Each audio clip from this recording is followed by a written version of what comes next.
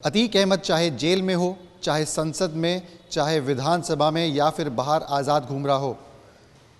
इस वक्त जहां मैं मौजूद हूं ये वो ऑफिस का हिस्सा है जो उसके काले कारनामों का गढ़ था। सब इस ऑफिस को सांसद जी का दरबार कहा करते थे, क्योंकि इलेक्शन के टाइम में सभी हार्डकोर क्रिमिनल, सभी नेता इसी ऑफिस में मजमा लगाते थे और यहाँ से पूरे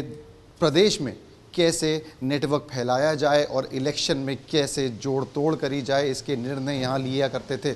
इस वक्त जहाँ मैं आपको लेके चल रहा हूँ वो सबसे ज़्यादा इस केस की इम्पॉर्टेंट कड़ी है, क्योंकि यही वो कमरा है जहाँ पर 2006 में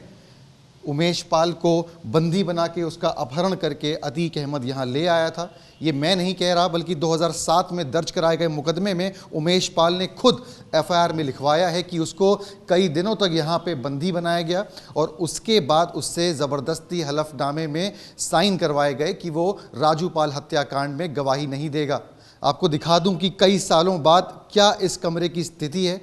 बिखरे हुए हैं कागजात। यहाँ पे ये जो काले चिट्ठे हैं अतीक के, 2002 हाई कोर्ट और उसके बाद एनएसए की फाइल्स बाकायदा बिखरी हुई हैं। यहाँ पे अगर आप देखेंगे आज के समय में तो ये सच्चर की सिफारिशें, कांग्रेस के टाइम की ये किताब है, ये रखी है। अगर आप देखेंगे तो ये सेल डीड रखी है अतीक अहमद, इसमें किसी किसान की ज़मीन खरीदने की ये सेल डीड है। यहाँ पर अगर जाएंगे तो देखेंगे यहाँ पर ये एक हलफनामा है कॉम्प्रोमाइज़ का ही, जैसा ठीक उमेश पाल से करवाया गया था कि यह कि प्रबंध समिति में आपस में किसी प्रकार का कोई विवाद नहीं है तथा ना कोई वाद किसी न्यायालय में विचाराधीन है। ये मॉडस ऑपरेंडाई था, जो लोग ना माने गवाही दे उनको जो है वहाँ से उठाकर यहाँ पर ले आना और उसके बाद ज़बरदस्ती हलफनामे में साइन कराना।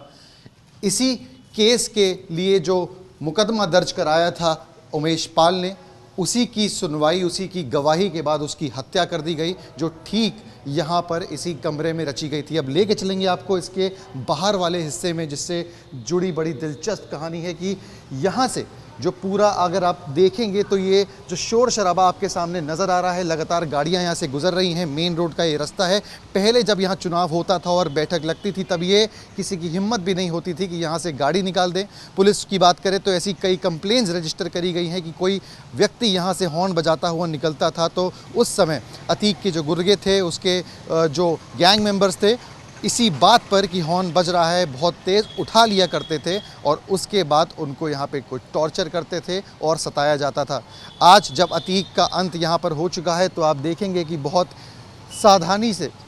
साधारण तरीके से यहाँ का जो पूरा ट्रैफिक है वो चल रहा है, गाड़ियाँ आ रही हैं, जा रही हैं। अब जो अतीक के अंत के बाद इस पूरे ऑफिस में बदलाव आया है वो ये कहानी बयान कर रहा है कि कैसे कितने सालों तक यही ऑफिस उसके काले कारनामों का अड्डा बना हुआ था।